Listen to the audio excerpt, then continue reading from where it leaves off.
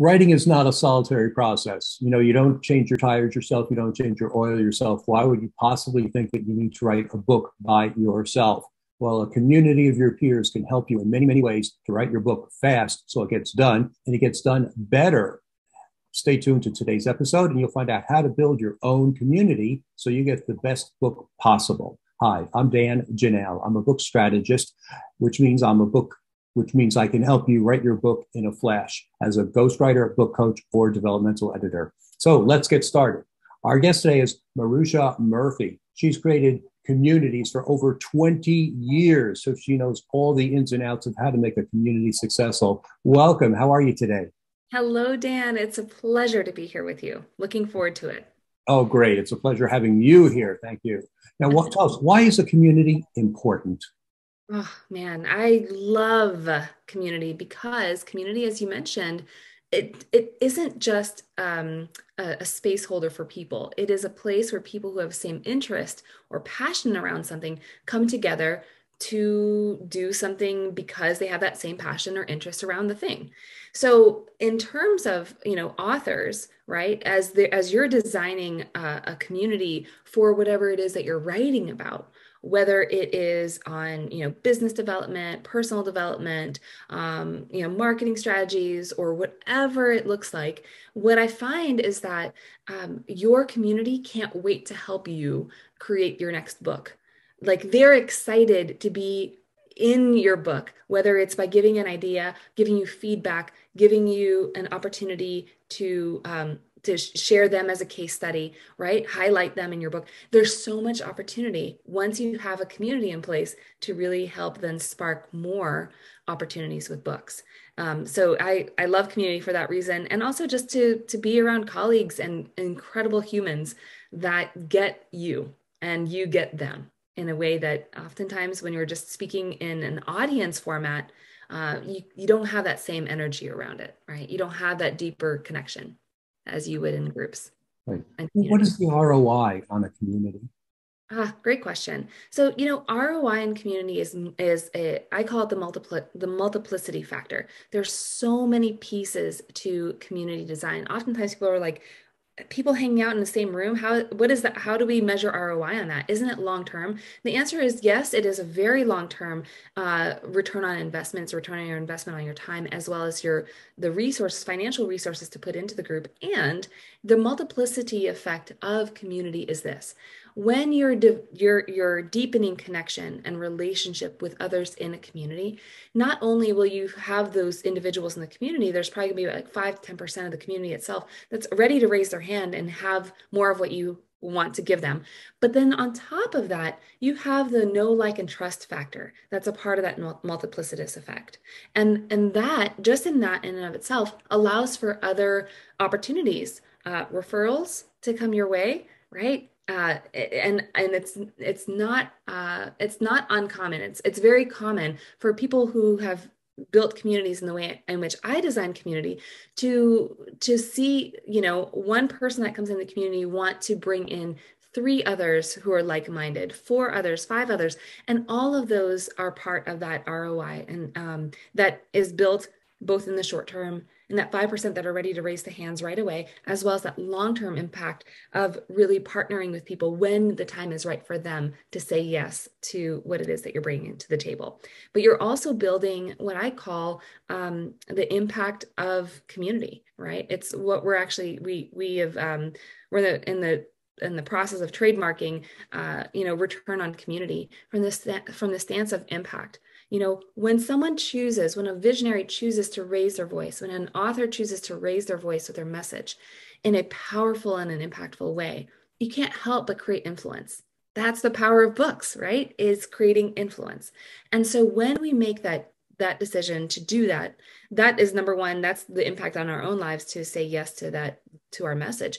But then looking at then the impact of those in your community that you're now shifting perspectives around. You're helping them see something from a different way, which, as you and I know, can then impact even more people in their lives. If it's in the transformation space, if it's in just, I mean, gosh, even tweaking someone's ROI by 5% can make a massive impact on the back end of their business, right? And who does that impact? probably more jobs, more potentially contentment with family, meeting and getting closer to life's goals and dreams. Like there's so much impact that's created. So when I look at community, I see it as this like multiple parts of how our work and our choice to be in community has a return on that investment of time and finances. That's a great perspective. What does it take to build a community so you can create those six-figure income streams? Great question. So there's two very clear types of communities. And I think this is important to pay attention to because oftentimes when we're building community, we just think, oh, I need a group of people. Let me just put a whole bunch of people in a Facebook group. Let me hit create group and ta-da, I have a community, right? The answer is no. You now have another thing to manage oftentimes, right? And it feels heavy and you're like, why? There's no engagement. What are we going to do here? So first thing I want to recognize is that there are two types of communities. And if we get really clear on what kind of community you're creating, that's your first win. So when I look at community, I'm paying attention to, are we building a front end community, a community that's developing people who are interested in a topic that then when you look at your offers on the back end of being in that community, you can sell them your programs, your products, your services, et cetera. So an example would be, let's say I'm a dog trainer, you're a dog trainer, right? We're dog trainers and we have this dog training business. We've written the book about dog training. We're the experts in that space. If we were to create a more of like a lead generation community on the front end, it might be, how to take care of your new puppy or new puppy lovers or new puppy owners. And it would be a group for people who are around this topic of new puppies, right? On how to care for a new puppy. That would be such a perfect lead generation community that now has a lot more intentionality and we can design out what happens in that community much more intentionally, strategically, so that we drive people over to your book. We drive people to those products and services that you offer. And it is a much more seamless process. The other type of community is what we call our client retention communities, right? So the community designs in there are really to deepen the work with paid clients, paid students, customers, et cetera. And those are the people that the intentionality in those types of communities is to deepen the work. Potentially have them coming back for more, let's say you have a core program, but you know that there's something else on the other side of that. Maybe you have a larger program they can take a part of. And so how do we invite them into that opportunity? What is the process in which to do that? Now that you know that, right? It makes so much sense to have them as separate types of communities. Oftentimes people, when we hit that create group, we want to just dump everybody into one and have zero intentionality. And I think once we get that in particularly clear, then we can really be strategic about the processes that go into place to make those communities thrive. I love that. That's a fantastic piece of information. And I love the strategy. But, what is the number one reason why you've seen communities fail? I think the number one reason is honestly exactly what I just said. People come in with the voice and they come in with a vision for a community, but they don't have the vision for the community. And so therefore, I call it the pyramid on two sticks. If you and I right now were able to see this, I have this what I call the profitable community paradigm. If I were to be able to share that with you, it looks basically like a triangle, right? It has 6 parts to that. And oftentimes the top 2 sections are to build the community and activate the community. But there are 4 other layers below that oftentimes communities don't have. And that's why I call it the pyramid that's built on 2 sticks. If we had a full pyramid, it would have all those 6 layers that are a part of that to design out the community with intentionality and strategy. But when we just hit that create group button right after we've had the vision and we know our voice in the marketplace, then it's as if we're just leaning a group on with a wing and a prayer and 2 little sticks, one being the voice and one being the vision. And it's wobbly. Nothing can last and stand sustainably on 2 sticks for very long, right? So we got to be really clear and articulate about what it is that we want. So the other four layers, I'll just go through them very quickly. The first layer is what I call the three V's. That's your vision, that's your voice. We have those two sticks, but then we cement it all together with our values. Right? We bring it in. Those values are critical. If we don't have our values in place and we know what those are, then we are actually really losing out on the power of what this community experience can feel like. And that leads to the layer right above that, which is our experiential value. Most of us, when we're building community, aren't thinking about what is the culture design that we're going to be bringing in? What are the rituals that we want to bring in? Because when you're really building an actual community, we want to really make it feel like a home. It's as if you're coming into somebody's home. And, Dan, if you and I had our houses side by side to each other, ultimately, just because we're two different humans, we would have very different feels in our home, right?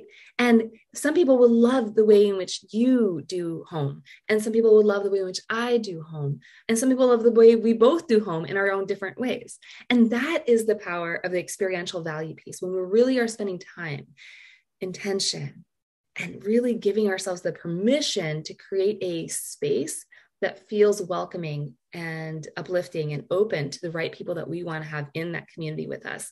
That's a missing piece in most community designs. From there, we're going to be looking at our profit path. And I gave you, a brief idea of like lead generation communities and our client retention types of communities. I do a lot more in-depth training on that in particular, and really boil it down to about 5 different profit paths, 3 of them being lead generation models, and 2 of them being more client retention models or customer retention models. And once you get clear on that, that gives you the blueprint, as if you're like building a home, the floor plan for how to design and bring in those pieces of value, those pieces of culture, pieces of ritual into the experience. The layer above that is your offer. What are the offers that are really inviting people in to deepen the work with you even further?